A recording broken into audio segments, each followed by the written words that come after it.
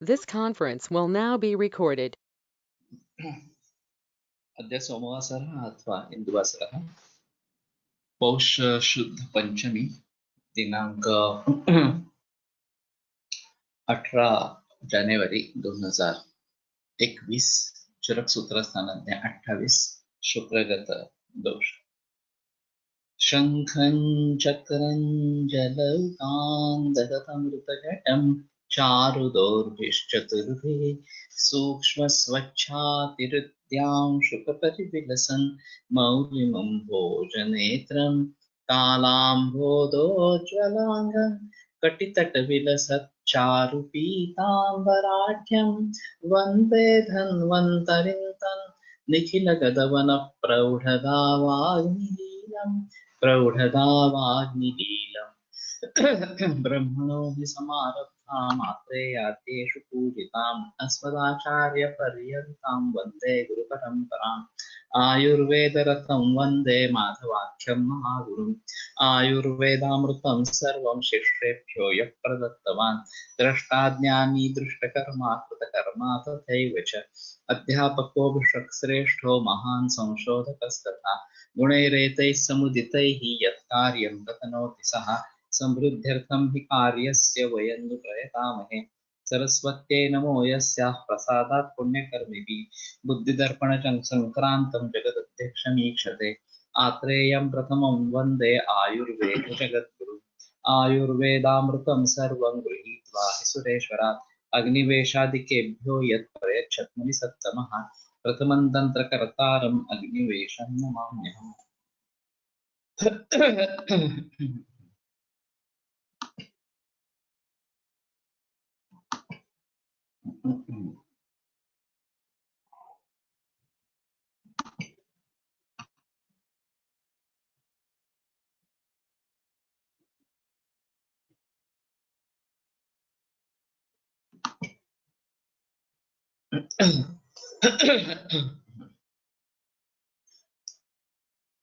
इंद्रियाणि समाश्रित्य प्रकुप्यन्ति यदा मलाः उपघातोपतापाभ्यां योजयन्ति इंद्रियाणि।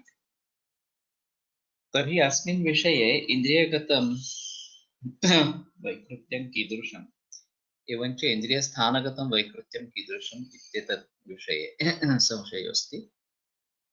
अत्र तावत् इन्द्रियम् आश्रित्य यत् वैकृत्यम् उपजायते या विकृतिः उपजायते तदनुसारेण एतत् सूत्रम् उपघात उपधापाभ्यां योजयन्ति इन्द्रियाणि। इन्द्रियस्थानगतविकृतिरपि दृश्यते तस्यैव विचारः प्रामुख्येन आधुनिकवैदिकशास्त्रे इदानीं क्रियते। किन्तु इन्द्रियविकृतिरपि भवितुम् अर्हति। कदाचित् तत् नर्वस् सिस्टम् इत्यानुसारेण आधुनिकवैदिकेन स्वीक्रियते इति कदाचित् मतम् अभिमतं स्यात्। तो इंद्रिय और इंद्रिय स्थान इनके बारे में थोड़ा सा संदेह है और ज्यादातर जो इंद्रियों के बारे में विकृति का विचार किया जाता है वो इंद्रिय स्थानगत विकृति का विचार ज्यादातर किया जाता है। लेकिन खुद इंद्रिय भी अफेक्ट हो सकता है और फिर ये प्रायः वायु के कारण होता रहता है और फिर उसके लिए चिकित्सा काफी मुश्किल इस प्रकार की रहती है। लेकिन ये जो इक्षेकावर्ती बला तेल वगैरह जो है उसमें इंद्रियों के बारे में निर्देश है और मैं उनका प्रयोग करता आ रहा हूँ इस प्रकार की अवस्थाओं में। स्नायु सिरा कंडराभ्य दुष्टा क्लिश्नन्ति मानवम्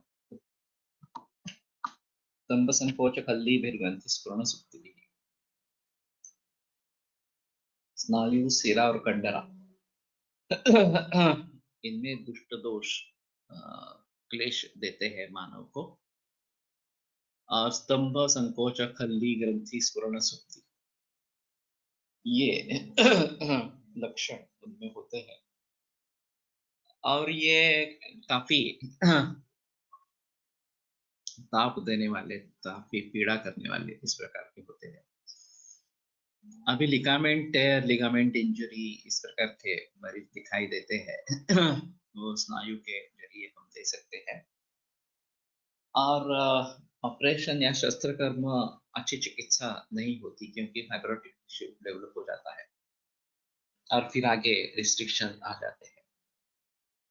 तो बेहतर ऑप्शन है कि हमारी ही चिकित्सा करें।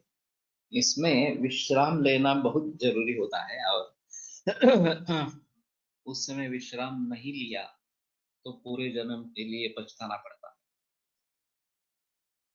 तो इन प्रकार की अवस्थाओं में, इन प्रकार के रोगों में, जब सिरा कंडरा स्नायु ये इस प्रकार के दूष्य है, तो काफी सजग रहना। और ये ज्यादा तकलीफ वाले इस प्रकार के होते हैं। धारा, पिचू, उपनाह वगैरह वगैरह इस प्रकार के इसमें प्रयोग में लाते हैं। खास करके स्तंभ संकोच ये जो है उसके लिए उष्ण उपचार या स्वेदन आवश्यक इस प्रकार का रहता है। और स्नेहन तो होता ही है। तो पिचू रखना या फिर उपनाह स्वेद करना ये इनके लिए सबसे बेहतर इस प्रकार का तरीका है।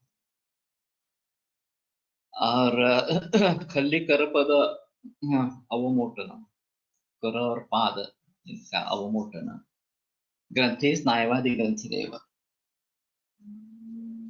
तो इन सभी में ये इस प्रकार के विकार होते रहते हैं, और फिर उनको भली भांति ट्रीट करना आवश्यक रहता है। मलानाश्रित्य कुपिता भेद शोष प्रदूषणं वदोषा मलानां कुर्वन्ति संगोत्सर्गौ इव च।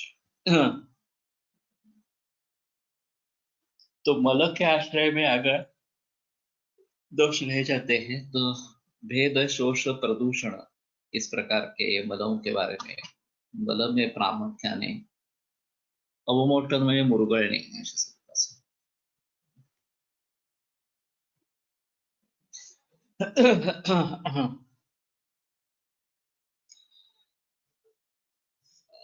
शोष, वो मल का शोष हो जाना, उसकी दृष्टि हो जाना, और संगोत्सर्गावती वच, मल का संग हो जाना या अतीव मात्रा में उत्सर्ग इस प्रकार का मलों का हो जाना, ये मल के आश्रय में अगर दोष होते हैं तो सिर्फ इस प्रकार का देखना काफी मुश्किल होता है कि ये सिर्फ मल के आश्रय में दोष है, और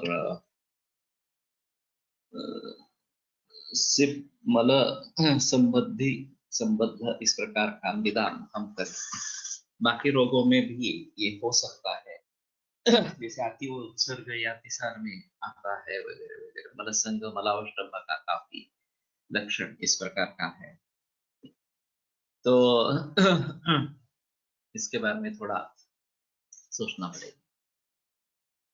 विविधात अशितात पीतात अहितात लीड खादितात भवन्त्येते मनुष्याणां विकार ये उदारता। तो विविध जो अशित, पीत, लीढ़, खादित, जो अहित इस प्रकार का है, तो अहित कारक इस प्रकार के इन पदार्थों के सेवनों से लोगों को ये विकार होते हैं, या भी यहाँ पे बताए गए हैं।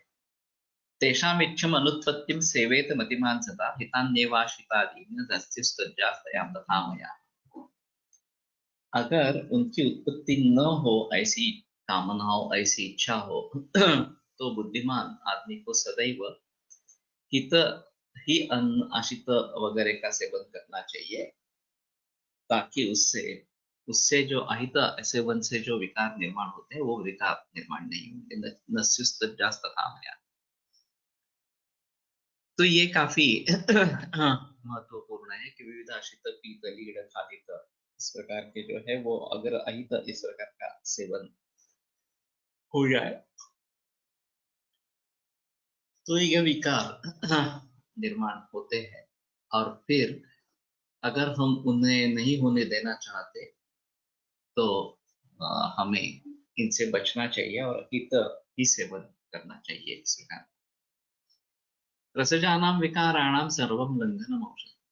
रसज जो विकार है उनके सर्वलंघन ये औषध है। तो ये काफी महत्वपूर्ण इस प्रकार का है। अश्रद्धाचारुचिष्टा से वैरस्य मनसज्ञता वगैरह जो रसज विकारों के बारे में बताया गया है, वो अगर हमारा निदान इस प्रकार का है तो सभी प्रकार का लंघन, इसमें अनशनन रूप लंघन प्रमुख इस प्रकार का रहेगा। लेकिन प्रभुते शोधनम अपतर्पण जो है वो 3 प्रकार का है। शांतिराम विकाराणां भवति त्वपतर्पण त्रिविधं त्रिविधे दोषे तत्समीक्ष्य प्रयोजे तत्रापि लंघनम प्रत्यम बद्धे लंघनम आचरण प्रभुते शोधन। तो दोषों का प्रमाण कितना है ये सब जानते हुए अगर शोधन की आवश्यकता है, बहुदोषावस्था है, तो बेहतर ऑप्शन है कि शोधन ही करें, ताकि दोष एक बार शरीर से निकल जाए तो फिर आसानी इस प्रकार की होगी। लेकिन कई दफा ऐसा निर्णय लेने में मुसीबत आती है कि संतर्पण करना है या अपतर्पण करना है इस प्रकार से। तो न ब्रूहयन लंघनीय जो लंघनीय है उनको कभी भी ब्रूहण नहीं देना है। न ब्रूहयत लंघनीय ब्रूह्यांस्त मृदु लंघय, जो ब्रूह्य है उनको मृदु लंघन दे सकते हैं इस प्रकार से। तो ब्रूहण की आवश्यकता है, लेकिन आम है आपत तो थोड़ा लंघन चाहिए तो दे सकते हैं। और फिर परिस्थिति को जानकर आगे क्या देना है उसके बारे में सोचना है। ज्यादातर स्थिति ऐसी ही रहती है कि लंघन की ही आवश्यकता ज्यादा रहती है, ब्रूहण की आवश्यकता बहुत कम रहती है। लेकिन होते हैं कुछ मरीज ऐसे होते हैं कि जिन्हें ब्रूहण की आवश्यकता इस प्रकार पड़ती है। तो उस समय में ब्रूहण देना उचित है। बाकी सभी में लंघन देके देखे, क्योंकि ब्रूह्य है वो भी लंघनीय हो सकते हैं, मृदु लंघय ऐसा निर्देश। और उससे अगर थकान आती है और अग्नि अच्छा है और खाने के बाद अच्छा लगता है, स्फूर्ति आती है, तो समझना है कि लंघन काफी हो गया, अब ब्रूहण की आवश्यकता है इस प्रकार से। लेकिन वो ब्रूहण इस प्रकार का भी ना हो कि जो आप निर्माण करें, क्रम से लघु मात्रा से अल्प मात्रा से शुरुआत करके धीरे धीरे बढ़ाना है, ऐसा ही ज्यादा इस प्रकार का है। तो सर्वम लंघनम औषधम रसज विकार जो है, पुरुषीत मति स्निग्ध मतिमात्रम समझना, ये अगर तुष्टि का हेतु है तो ये पूरा संतर्पण वाला ही है। और फिर उस हिसाब से सर्वम लंघनम औषधम ये सही है। सिर्फ बात ये रहती है कि चिंता नाम छाती चिंतना, ये भी एक स्रोत का हेतु, दृष्टि का हेतु है। और उसके बारे में थोड़ा सा ऐसा सोचना पड़ेगा कि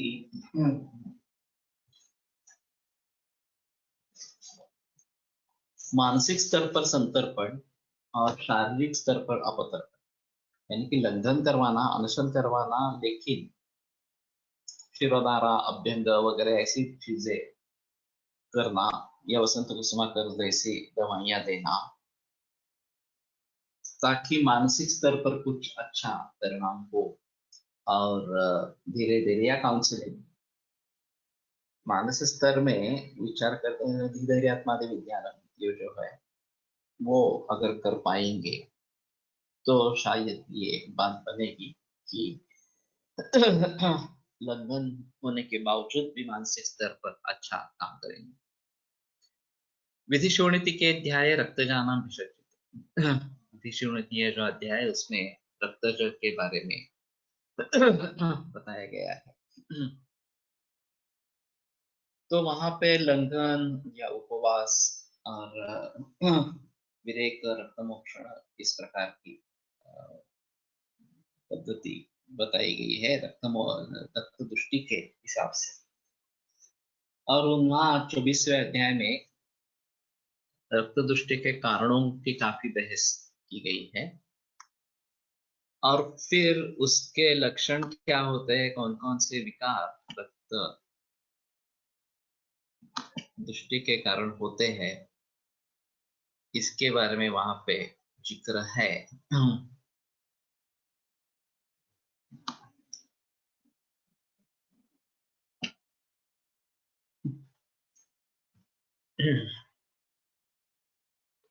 तो वो थोड़ा देखना जरूरी इस प्रकार का होगा।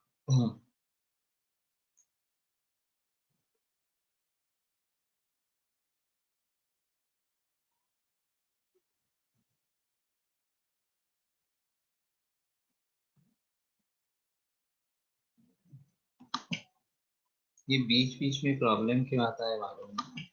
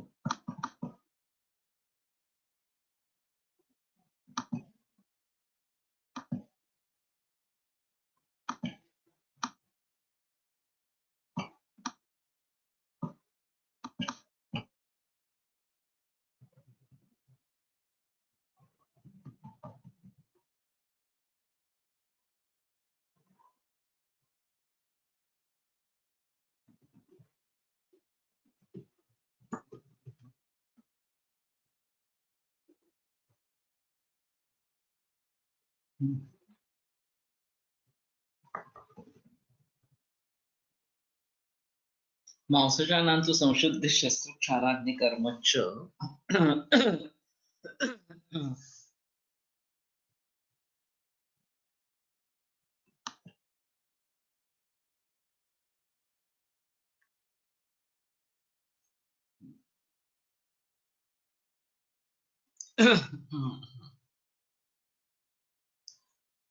तो विधिशोणिति के अध्याय रक्तजान भिषकितम।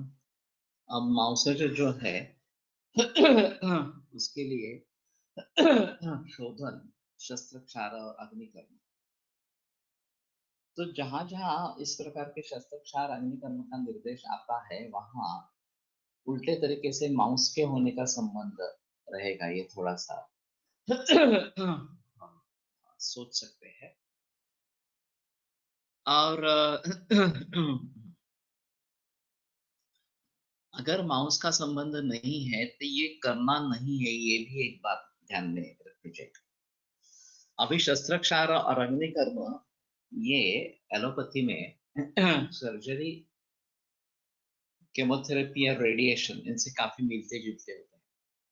और कैंसर में डिस्ट्रक्शन ऑफ सेल के लिए यही तरीका अपनाया जाता है। और वो वास्तव में सही है या नहीं है, ये एक अजीब चीज रहेगी।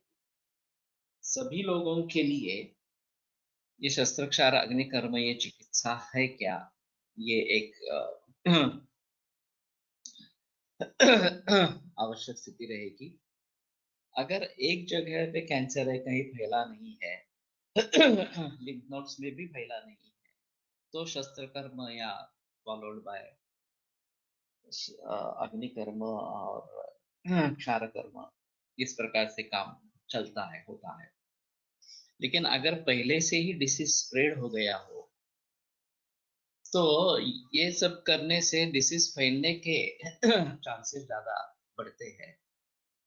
और एक थोड़ा सा रेमिशन आता है कुछ काल के लिए, लेकिन डिसीज बार बार बढ़ता रहता है। तो इस अवस्था में ये वास्तव में उपाय है क्या, चिकित्सा है क्या, इसके बारे में सोचना बहुत जरूरी है। अभी एलोपैथी में तो इस प्रकार का कोई सोच नहीं है। बस ये देते रहना है, ये प्रोटोकॉल के जरिए फॉलो किया जाता है। अष्टौ निंदितिके ध्याये मेदो जानम चिकित्सा। मेदो जो है वो अष्टौ निंदित अध्याय इसमें बताया गया है। तो खास करके स्थौल्य और कार्श्य, ये दो इसमें हम इस प्रकार के रहेंगे। और ये दोनों मेद से संबद्ध इस प्रकार के हैं। तो अभी के जो हार्मोनल इम्बैलेंसेस है, हाइपोथायराइडिज्म से शरीर की वृद्धि होती है, स्थूल्य आ जाता है, या हाइपरथायराइडिज्म से कार्य निर्माण होता है। तो इनको भी हमें स्थूल्य कार्य चिकित्सा से ही करना है क्या, ये एक अहम चीज रहेगी। और दूसरी बात उसमें ऐसी है कि इसमें केवल भौतिक स्तर पर विचार नहीं है, मानसिक कारणों का भी विचार काफी ज्यादा इन दोनों में किया जा सकता है, विशेषता हाइपरथायरॉयडिज्म या हाइपोथायरॉयडिज्म में।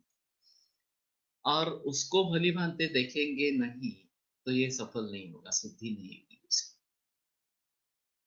तो स्थौल्य कार्य इनको ही भली भांति अगर हम कैसे कर पाएंगे, ये थोड़ा इसमें देखना जरूरी इस प्रकार का।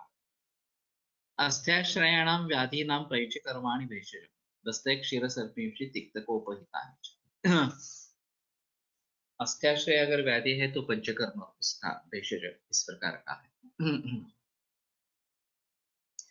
अभी ऑस्टियोपोरोसिस की बात काफी चलती है, और उसके बारे में B3 दे देना, कैल्शियम दे देना, इतना ही काम करते हैं।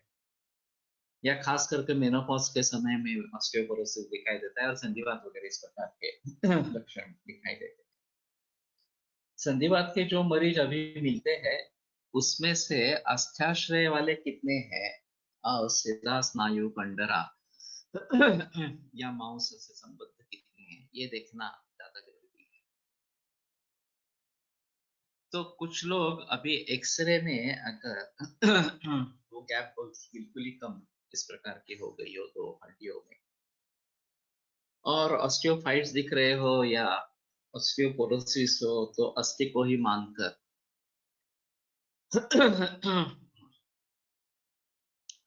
पंचकर्म तो नहीं किया जाता, ज्यादा से ज्यादा बस्ती दिया जाता है।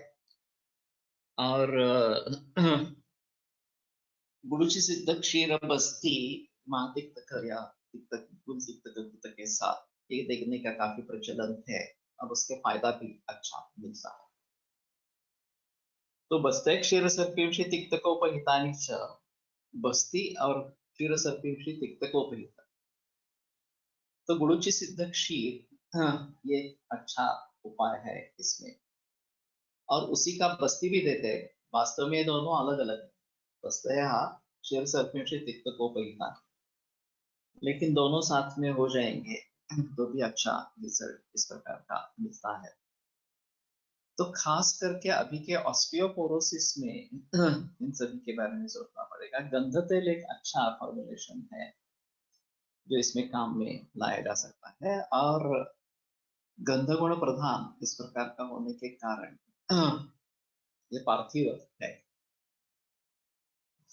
लेकिन इसमें तिक्त का भी निर्देश है, क्योंकि ये सुषिरत्व है अस्थि में, तो अवकाश भी बनाना है, सिर्फ पार्थिव बनाना है ऐसा नहीं। जब कैल्शियम देने की चेष्टा होती है तो ये इसमें अवकाश का संबंध नहीं रहेगा।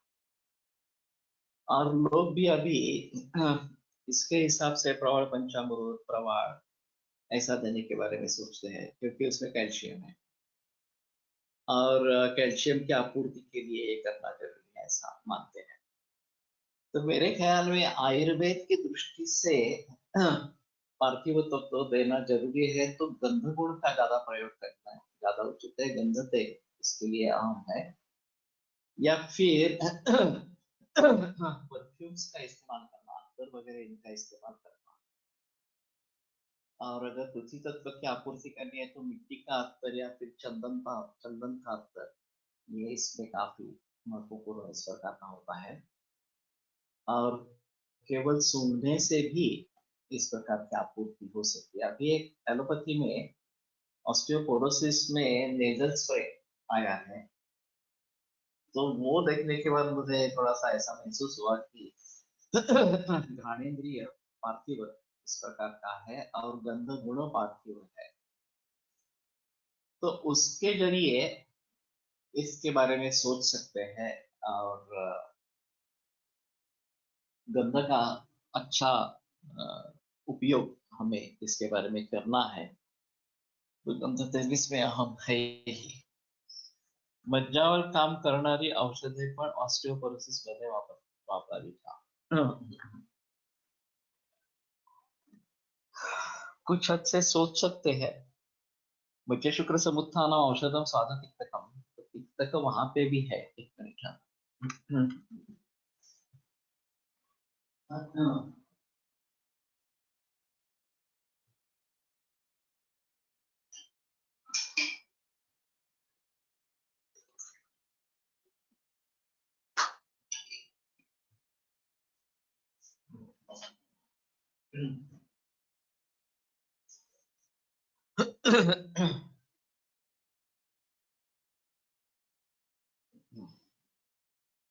तो मधुर तिक्त द्रव्यों का प्रयोग इसमें करना है, ऐसा बताया है।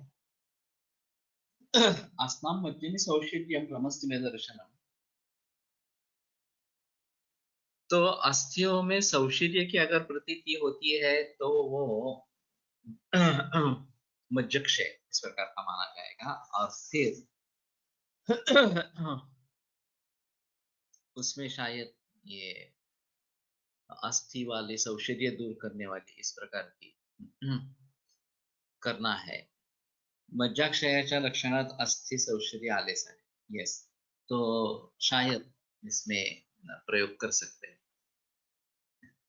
तो क्षीर सर्पिंशी दूध और घी, ये तिक्तकोपहित इस प्रकार से बना के देना, ये एक अहम चिकित्सा अस्थि में है। तो मैं तो दवाइयों के साथ तापेदिल वगैरह इस प्रकार की कुछ दवाइयाँ, और उसके साथ में गुगुल तिक्त का कृत, महातिक्त का कृत, अगर तिक्त का अनुबंध ज्यादा है तो महातिक्त का कृत, फॉलोड बाय गुरुचि सुवर्ण सिद्ध क्षीर, ऐसा प्रयोग करता रहता हूँ और उससे काफी अच्छा फायदा होता भी है। गंध तेल कैसे वापरे? नस्यत्व लस्सी भी दे सकते हैं। मैं 5-5 बूंद भीतर देता हूँ दूध के साथ। सुबह शाम 5-5 बूंद गंध तेल अंदर देते हैं। वैसे नस्य कर सकते हैं, इसके बारे में मैंने किया नहीं है, लेकिन कर सकते हैं, वो भी चलेगा इस प्रकार से। हाँ, अन्नम व्यवाय व्यायाम शुद्ध काले च मात्रे। तो शुक्र समुत्थ जो है, इसमें अगर अवरोध प्रकार की संप्राप्ति है, संग इस प्रकार की संप्राप्ति है, तो अन्नम व्यवाय व्यायाम स्वादुतिक्तकम अन्नम औषधम, और स्वादुतिक्तकम अन्नम इस प्रकार का। और व्यवहार ये चिकित्सा इसमें आई है कि शुक्र के मार्ग में जो अवरोध है वो शुरू में दूर हो जाएगा। कंटकारी शुक्र रेचिनी कही गई है। और सरदेशमुख सर जब अजुस्पर्मिया अलुविस्पर्मिया वगैरह प्रकार के मरीज होते हैं तो शुरू में शुक्र शोधन के लिए कंटकारी का प्रयोग करते हैं, ताकि जो संचित शुक्र है वो एक बार निकल जाए, और फिर वृक्ष औषधों का प्रयोग करके शुक्राणुओं की संख्या बढ़ानी है। तो ये थोड़ा अजीब है, लेकिन मैंने सुना है कि इस प्रकार से कंटकादि का प्रयोग वाजीकरण से पूर्व करना। तो मैंने भी फिर कुछ मरीजों में इसका प्रयोग किया है। और बाद में वृक्षवटी या मकरध्वज वगैरह इस प्रकार की दवाइयां देना, या शुक्रवर्धक योग सभी चूर्ण, मणिमाधव शास्त्री जोशी सभी शुक्रवर्धक औषधों का एक चूर्ण बनाते थे, शतावरी, गोक्षुर, अश्वगंधा, कपिलवस्तु सभी को लेकर बनाते थे। और शुक्र शोधन गण पण उपयोगी पड़े, उसमें कोई संदेह नहीं है। तो अगर दुष्टि को दूर करना है वहां के, तो शुक्र शोधन गण का भलीभांति प्रयोग इस प्रकार से होना है। लेकिन इन सभी में कम से कम 1 महीने की तो दवा देनी ही है, तब तक हमें कुछ रिजल्ट समझेंगे नहीं। बेहतर ऑप्शन है 3 महीने तक ट्रीटमेंट करें और फिर बाद में सिंगल इंजेक्शन करें। लोगों को रिजल्ट्स पेपर पे चाहिए कि पहले 28 मिलियन था, अब 30 मिलियन हो गया या 40 मिलियन हो गया वगैरह इस प्रकार से ऑलिगोस्पेरमिया की बात करते हैं। तो कम से कम 3 महीने रुकना है, उसके बाद भी ही इस प्रकार का करना है, ये आवश्यक है। Patanjali used Padmakashta to compensate Prithvi Tattva Kshay. It also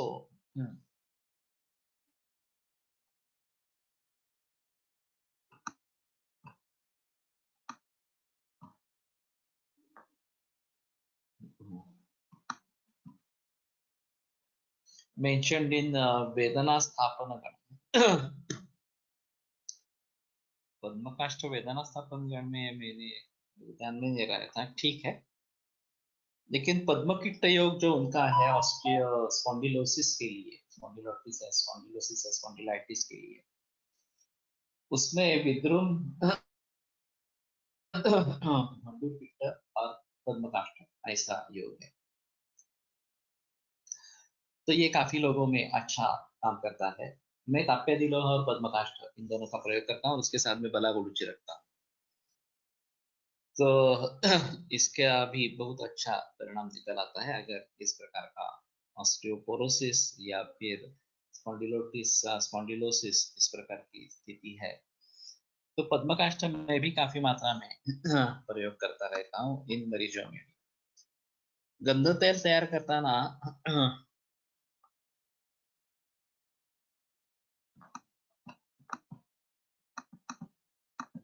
तीळ हे प्रवाही जलामध्ये ठेवावे असा निर्देश आहे। त्याचा उपयोग गती संबंधित विकृतीमध्ये पण होता, असा काही विचार असू शकतो। इस 7 दिन रखने के लिए रखा बताया है। वह अपाम इस प्रकार के बहते हुए पानी में। तो थोड़ा सा इनका कहना था पंचवितर जी का कि ये सभी धातुओं से होते शुक्र तक पहुंचे इसके हिसाब से, या अस्थि तक पहुंचे इसके हिसाब से ये होगा। ऐसा गति का संबंध हो सकता है, क्योंकि बहने वाला पानी है, तो इसमें गति का संबंध जरूर हो सकता है।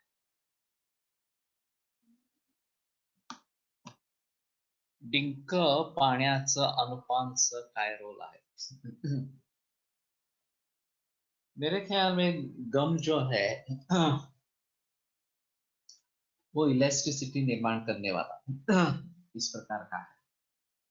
ऑस्टियोपोरोसिस या फिर स्पॉन्डिलोसिस स्पॉन्डिलाइटिस में जो स्नायु उसको बांधने वाले हैं, एक अस्थि का क्षय है, एक अलग चीज इस प्रकार की रहेगी। लेकिन उसको काउंटरएक्ट करने के लिए या फिर स्ट्रेंथ देने के लिए स्नायु जो है वो काम करते रहते हैं, और उनकी इलास्टिसिटी कम हो जाती है। तो इस हिसाब से ये जो रेजिन है, गम है, वो अच्छा काम करता है। शैथिल्य दूर करना ही एक इसका अहम उपयोग है। खास करके सूतिका अवस्था में डिंक के लड्डू प्रयोग करना है। और जो गर्भाशय शैथिल्य निर्माण होता है इसमें, उसको दूर करने में ये सक्षम इस प्रकार का होता है। तो उसी को लेकर शायद दातार भूमि ने पद्म विद्रुम किट्ट उसके साथ डिंक पानी या इस प्रकार का रखा। और उसके जरिए उसको अगर स्नायु को स्ट्रेंथ मिल जाती है, शैथिल्य दूर हो जाता है।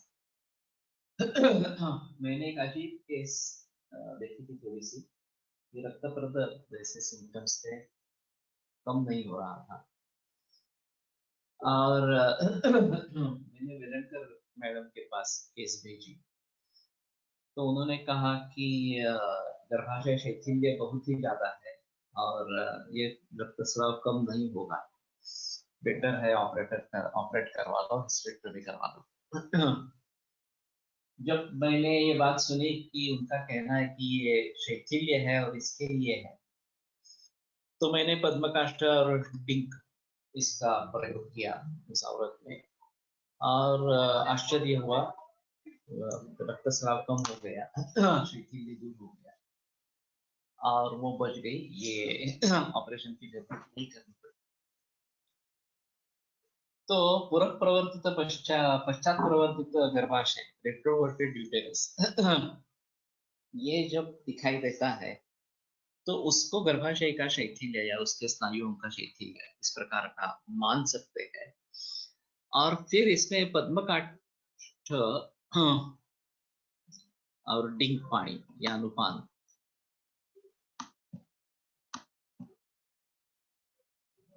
डिंक झाडाचा सार अस्थि भागातून पाझरणारा पदार्थ, मज्जेशी संबंध साधर्म्य या अर्थाने अस्थीला दृढता व स्निग्धता देण्यासाठी उपयोग होत असावा।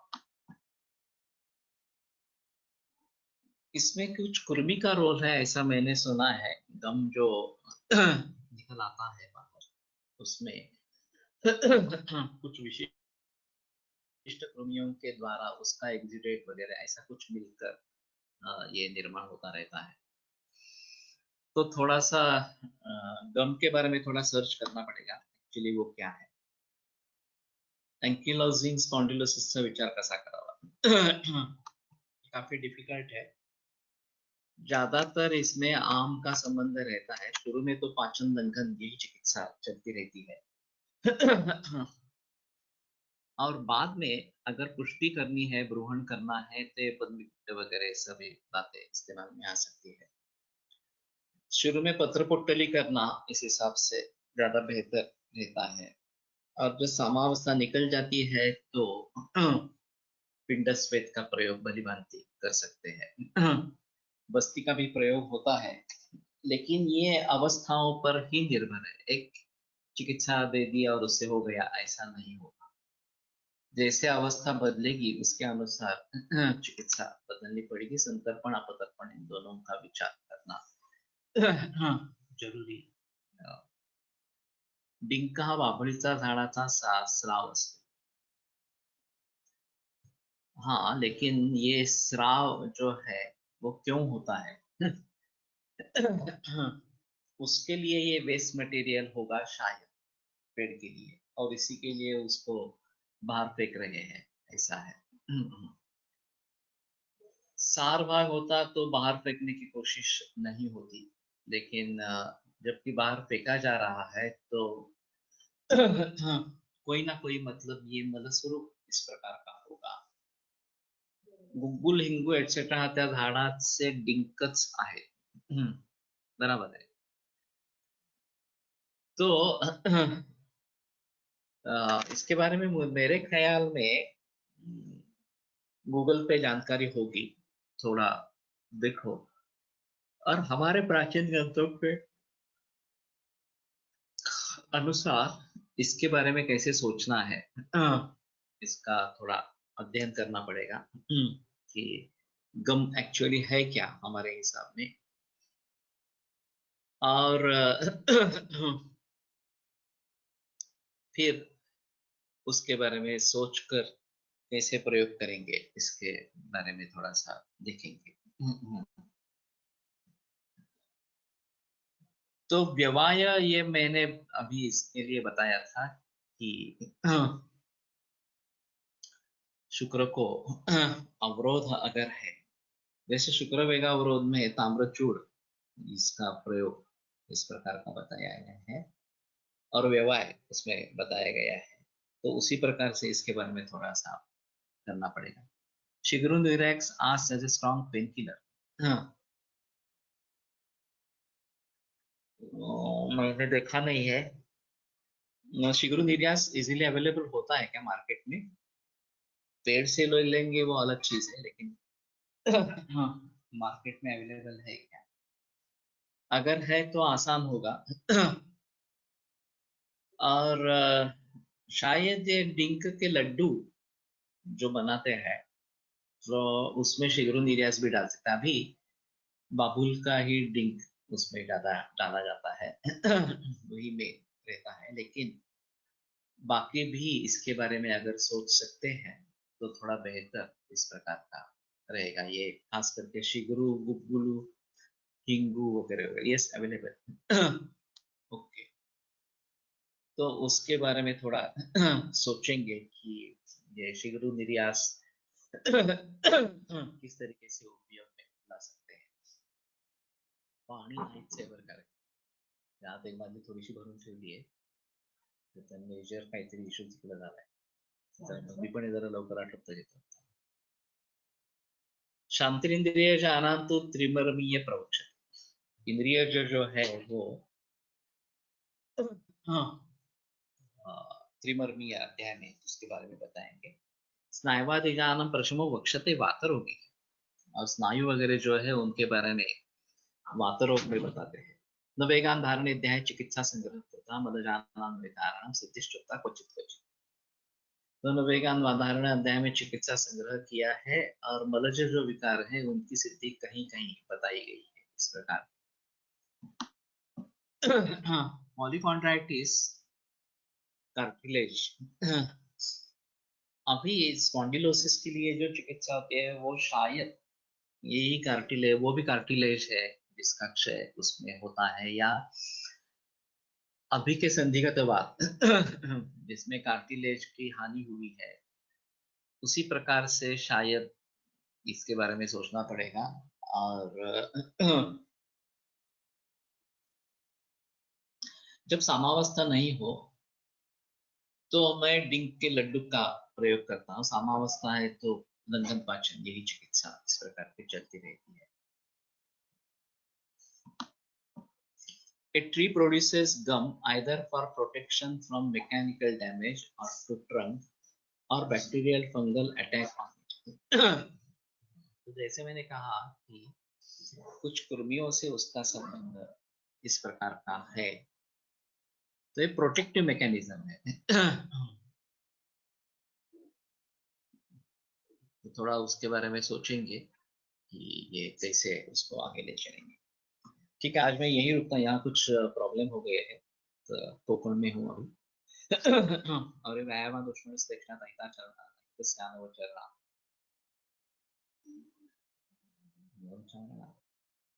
तो स्यान बचा रहा।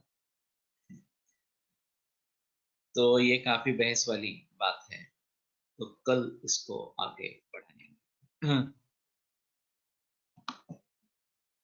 आयुर्वेद प्रकांडो निगदितैः शल्यतंत्र प्रधानः शिष्टेभ्यः शाश्वतोऽयं निखिलजनकृपा व्याप्तचित्तेन येन आयुर्वेदस्य वाञ्छन् पुनरपि भुवने काञ्च सुष्ठु प्रतिष्ठां श्रेष्ठं धन्वन्तरिं तं प्रणमति च सदा वैद्यवर्गो हि नूनम् वैद्यवर्गो हि नूनम्।